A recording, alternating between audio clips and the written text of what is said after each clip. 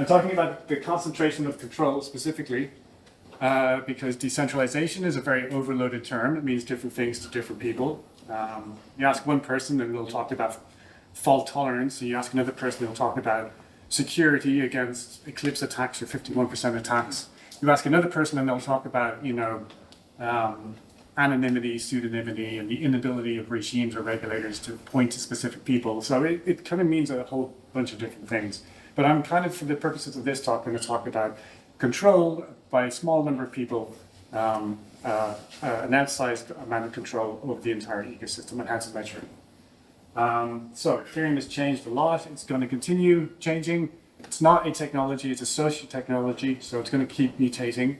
So we need some sort of measurement that we don't have to keep updating all the time as Ethereum changes. We need something that can track the overall effective level of decentralization over time. Because of course, the effective level of decentralization waxes and then wanes. It doesn't remain static, it's a dynamic quality. So, I mean, my motivation, if I'm honest, is kind of personal, right? I want to make sure that we are actually realizing our ambitions toward decentralization and, that's not being naive. And we are actually getting there. But, I'm not here to purchase signals. So, real reason is the regulators are starting to do this. Regulators, at least in the EU, are starting to try to understand what does decentralization mean? How do we take it seriously? And how do we measure it? And I think that if we want to be a credibly neutral platform, we need to be seen to be proactively doing that ourselves. And actually communicating. We need to be the experts at doing it and kind of give guidance. If you haven't read this paper, I'd highly recommend it. This is a fantastic paper. Angela Walsh is a professor of law or she was professor of law up till this year at St. Mary's University. And she talks about what decentralization means and what everyone's talking about when they use decentralization. And this has been cited widely, this paper, and it has informed the regulatory discourse. So if you haven't read it, read this paper for sure. Next slide. So that was in 2019. We fast forward 2 years to 2021, and that paper got noticed. And now all of a sudden, Angela is in front of the U.S. Senate committee, and she's talking about decentralization. This is what she had to say, right? I testify that mainstream beliefs about the basic characteristics of the crypto system are flawed because they're based on the idealized view of these systems rather than realistic ones. To give this a bit more color, if you've heard that crypto systems are immutable, allow the direct transfer of value online without intermediaries, and don't require you to trust anyone because they're decentralized, then you need to look for more realistic sources of information. Harsh. Harsh, but kind of fair, right? This is like she's setting a standard. And this is sort of the standard that the regulators are looking to set as well. So this is what the discourse is starting to look like. And then if we forward 2 years, next slide, to this year, right here in France, the Central Bank of France are now trying to figure out how to iron out the guidelines for the MiCA framework, right? And this is what they're talking about. Blockchain would need to be certified according to minimum security standards, certification of computer code, minimum number of validators, cap on validation capacity concentration. Players exercising effective control over sensitive services could be required to cooperate. So that's the conversation that's happening right here in Paris, probably just down the road, in a room like this, a bunch of guys with suits and ties. And this is what we're talking about. So this is very much like the why we need to do this. Then we need to talk about the what, what do we measure? There's a difference between decentralization and the effective level of decentralization. So I posit that it's not enough to just have a decentralized base layer and then everybody can just build whatever they want on top of it. And if they choose to build centralized things, that's okay. The effective level of decentralization that the average Joe, like the average Canadian trucker experiences when they try to interact with Ethereum through a 4337 bundler or through an RPC endpoint or something, that's what we need to measure. And the overall level of decentralization in an ecosystem, it's not static, it's dynamic and it changes over time. This one sentence is an entire rabbit hole. I'd love to dive into that, but unfortunately it's another day's talk. But it's very, very important to actually track things over time because we need to allow for things to adjust and evolve. So basically what we need to do, decide the dimensions of measurement and what indices to apply, how to interpret it, and then we just need to reevaluate it and do that in a simple way. So the what is basically, I did my best at trying to select a bunch of things to measure. And this is something that I really, really appreciate input on. So if anybody wants to talk to me afterwards about this, I'd love to get more input and ideas. But essentially what I decided to do was basically look at various different critical pieces of infrastructure and measure either the number of transactions according to the relative to the base layer or the total value locked relative to the base layer. And then try to get a sense of the potential effect on the base layer if something should happen. Right? So, I don't know, if you can imagine something like Arbitrum having a dispute with the US Department of Justice and deciding to stop sequencing. I'm fantasizing now, you know what I mean? But have you seen the size of Arbitrum? Can you imagine the effect that would have on the base layer? These are the things you need to think about. So as a starting point, what I decided to do was go back to the original Nakamoto coefficient defined by Bellagio-Schwingen and then just tweak it, update it for proof of stake, right? So that we're looking at consensus nodes, execution nodes, and non-state by pool. So that's a pretty good starting point. Brought in metrics on PBS and Node Boost, kind of obvious, but we need to do that. Brought in metrics for 4337, even though it's probably too early to do that. And it's debatable what the effect on the base layer will actually be if anything goes wrong at that layer. But it's still, I think, very important to measure. And there will be other things that we will bring in over time, like DVT, like eigenlayer, so on and so forth. And then I have some other metrics that I think are important here as well. So this is the starting point. So that's the why and the what. Now we'll talk about the how. Right, so it's kind of easy to talk about, like, to kind of show a graph, and you can easily straight away see decentralization and centralization, but it's hard to kind of communicate it succinctly, and especially, you know, like when you're trying to communicate non-visually. Charts like this, you end up kind of being a bit of like a weatherman, you know, you're just like, oh, there's a bit of centralization in the morning, but then as the afternoon wears in, you have less centralization. No. It's fine, but you can't really communicate that way. So we need some sort of summary statistic. So is this Lagrange relay? What is this? I'm not telling you. No, actually I forgot. I think it's the builder concentration over time, but don't quote me on that. That was really stupid. Okay, next slide. Right, Gini coefficient, this is kind of everyone's heard of this. This is a fantastic tool because someone may have written a blog post about the overuse of the Gini coefficient at some point. This is a great tool because everyone knows it. It's used by the OECD, it's used by the IMF, World Bank, everybody. So it's a great way to communicate the level of centralization. So basically, Gini coefficient, if you're not aware, the closer it gets to 1, the more unequal or centralized it is. The closer it gets to this line here, and you get like a 0, the more decentralized it is. If you skip forward. As someone may have pointed out in the past, Alec wrote a blog post about this, it is flawed, right? It doesn't tell the whole picture. These are two kind of make-up-y populations, and they're kind of unequal. They both have the same Gini index, right? Gini index doesn't tell you everything. It misses huge, very important qualities. These both have the same Gini index. So this one is sort of like, an unequal society like Western Europe or America. Maybe slightly less equal. This is North Korea, right? So they both have the same Gini index. And now if exaggerated, these are like sample data sets. Obviously the real sample will be bigger, but you'll still see the same phenomenon. This is another very useful index in the same way that the Gini index was. It's just very well understood and widely adopted. So it's a very good tool for communicating and talking to regulators and proactively disseminating information about our level of decentralization.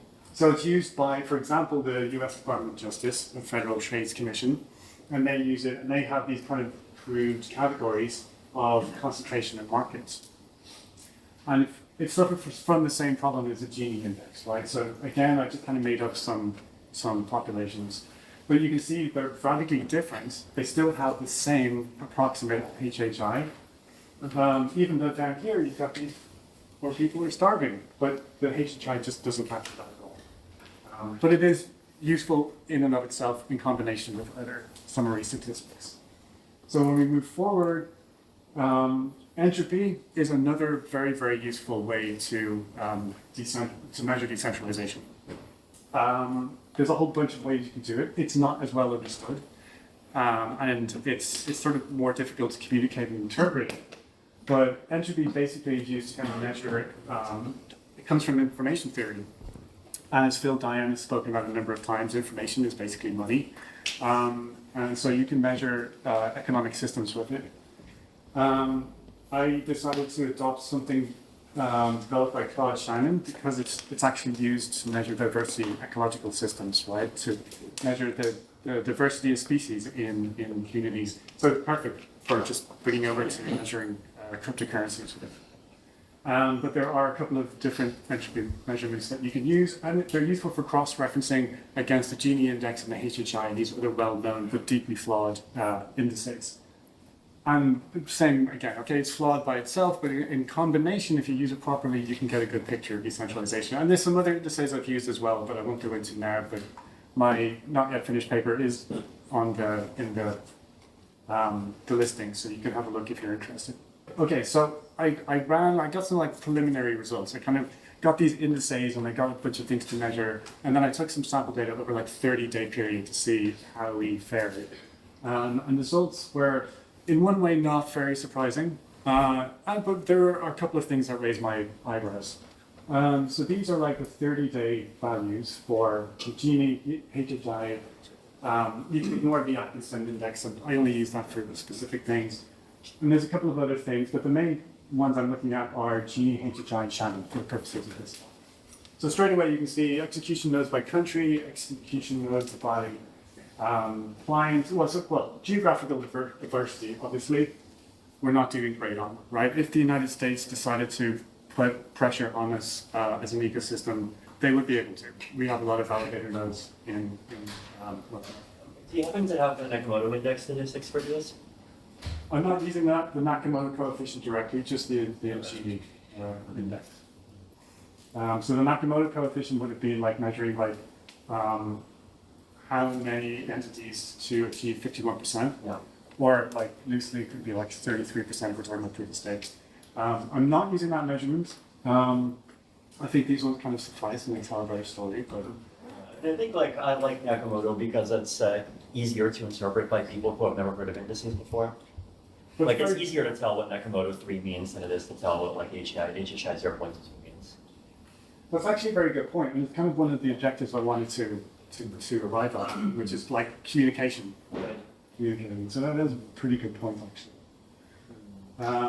In terms of Nakamoto coefficient, I think applying it to geographical decentralization would probably tell the story.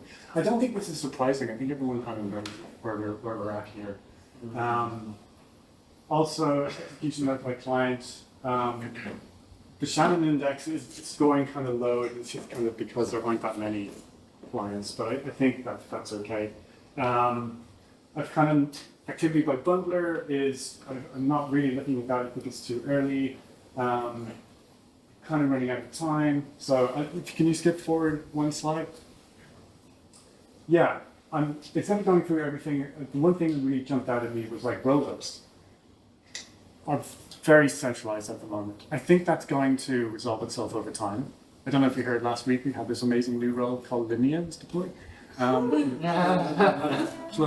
But there's a whole bunch of roll-ups and waiting in the wings. And I think this will resolve over time. Stablecoins is something that really raised my eyebrow.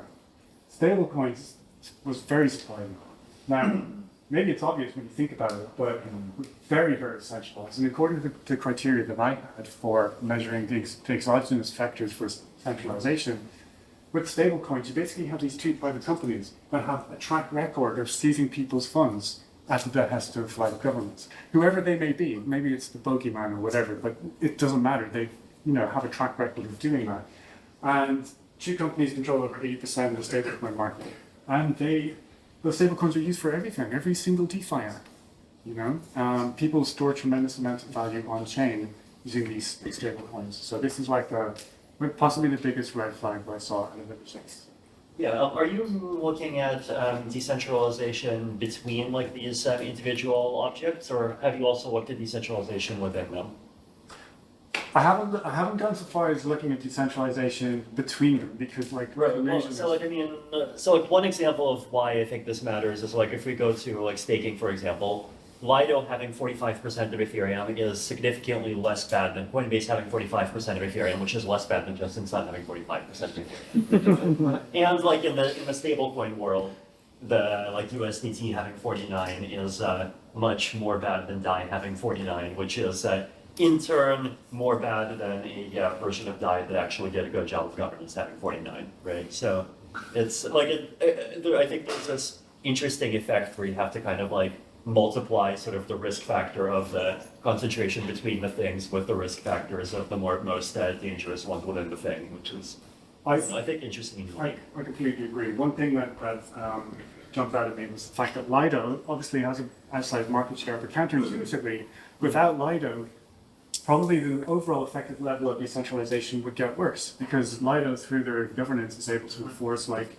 geographical distribution of node operators and client diversity. Without that, there probably would be less. So one of the ideas that like the whole sort of web wild like line of research has is to not just to look at actors, but to try to like assign basically coordination coefficients to different pairs of actors, right? So you can have like a coefficient that's between 0 and 1, where 0 is two totally uncoordinated actors, and 1 is like they're so coordinated they're basically the same actor, and then if you have, let's say, a multi-sig of 3 employees of Coinbase, then like you can have that be 3 actors, but their coordination coefficients would all be 1, and then if you plug it into a formula, then like that would actually be equivalent to them all being 1 actor. But then if there are 3 totally independent people, they'd be 0, and then if they're Lido, they might be like 0.3 or whatever.